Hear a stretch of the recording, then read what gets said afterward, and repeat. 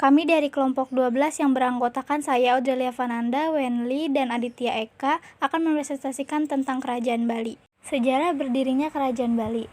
Kerajaan Bali berdiri pada sekitar abad ke-8 hingga abad ke-14.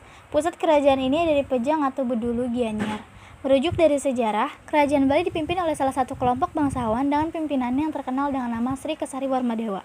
Menurut beberapa prasasti yang ditemukan, kerajaan ini dipimpin oleh raja-raja dari dinasti Warmadewa. Raja yang paling tersohor di Kerajaan Bali adalah Darmodayana Warmadewa yang memerintah sejak tahun 989. Ia memimpin kerajaan dengan permaisurinya yang bernama Mahendra Datta atau Gunapriya Darmaptani hingga tahun 1001. Silsilah Raja Kerajaan Bali. Raja Kerajaan Bali yang terkenal kebanyakan berasal dari dinasti Warmadewa. Berikut beberapa nama Raja Bali yang terkenal.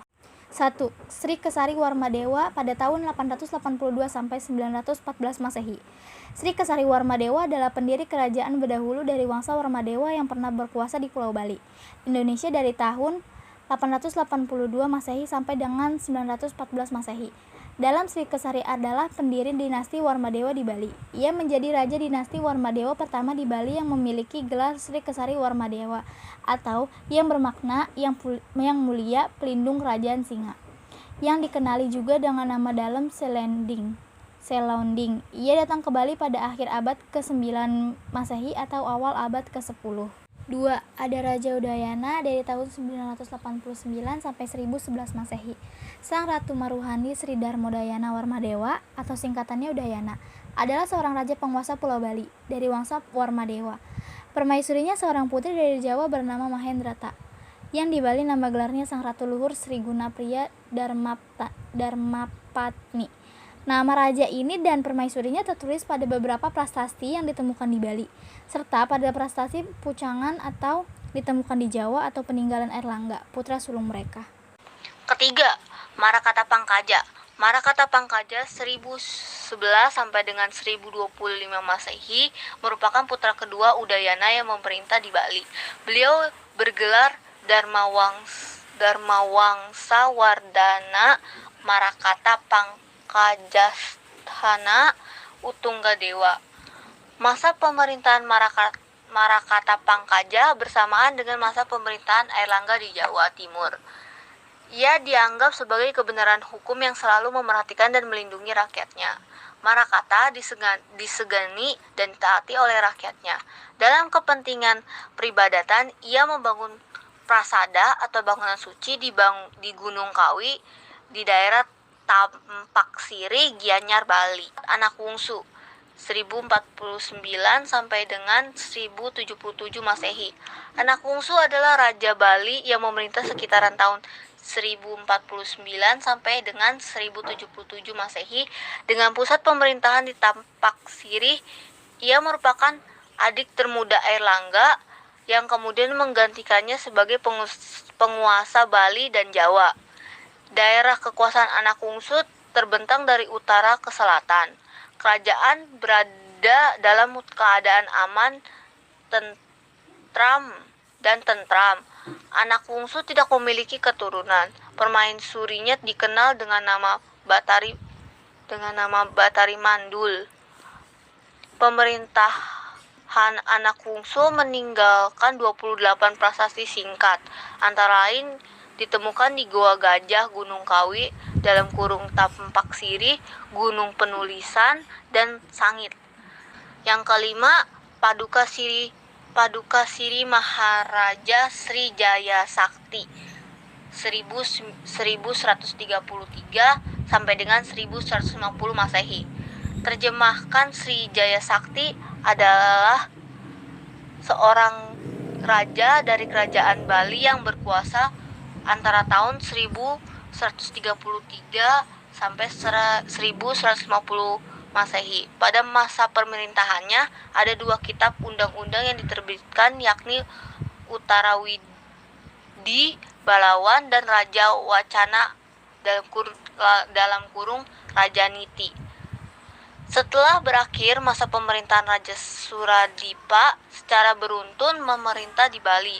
4 raja yang menggunakan unsur Jaya dalam gelarnya dari Melayu. Yang keenam ada Sri Astatura Ratna Bumi Banten pada tahun 1337 sampai 1343 Masehi. Sri Astatura Ratna Bumi Banten adalah raja terakhir dari kerajaan Bedahulu Bali yang berkuasa kira-kira tahun 1332 sampai dengan 1343. Kekuasaannya berakhir ketika kerajaan Majapahit melalui ekspedisi Gajah Mada menaklukkan Pulau Bali pada tahun 1343. Para patih atau jenderal yang terkenal pada masa pemerintahannya seperti Pasung Gringgis dan Kebo Iwa.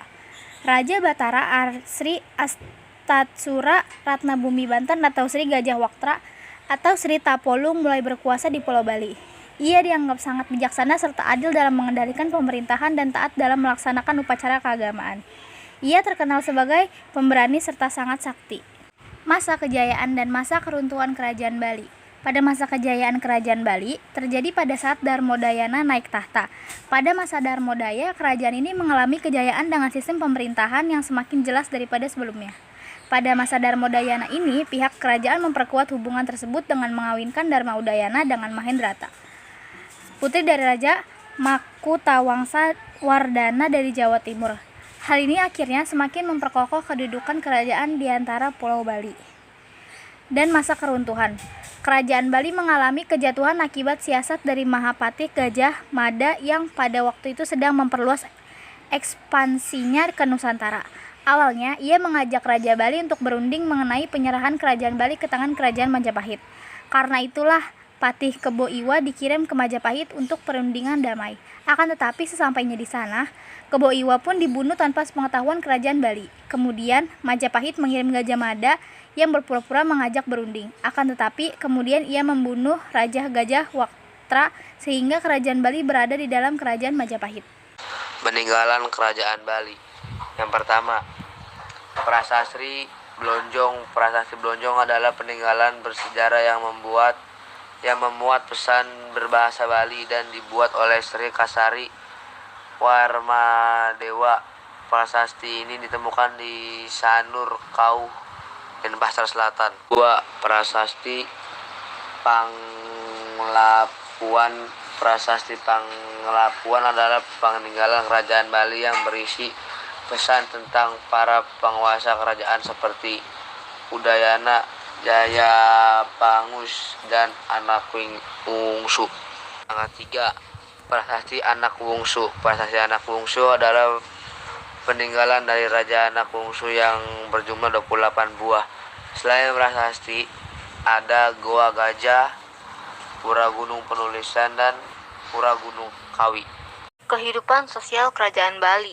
Kehidupan ekonomi Kerajaan Bali untuk mencukupi kebutuhan rakyatnya, raja-raja Kerajaan Bali memusatkan perhatiannya pada sektor pertanian.